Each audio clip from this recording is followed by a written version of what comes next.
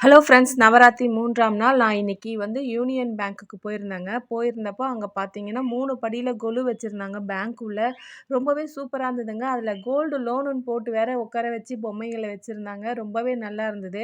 வெத்தல பாக்கும் குடுத்தாங்க போனவங்களுக்கு.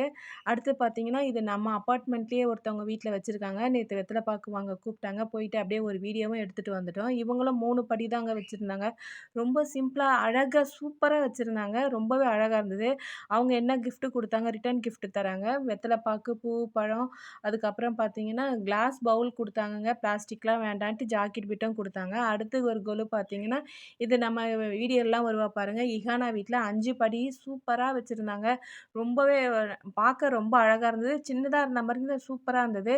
அவங்க மஞ்சள் குங்குமம் டப்பா, அதுக்கப்புறமா மெஹந்தி கோனு, வளையலு, பொட்டு பாக்கெட்டு, சீப்பு, ஜாக்கெட் பிட்டு, தட்டு, தேங்காய், பூ, பழம் எல்லாமே குடுத்தாங்கங்க. இந்த முறை கொலு சூப்பரா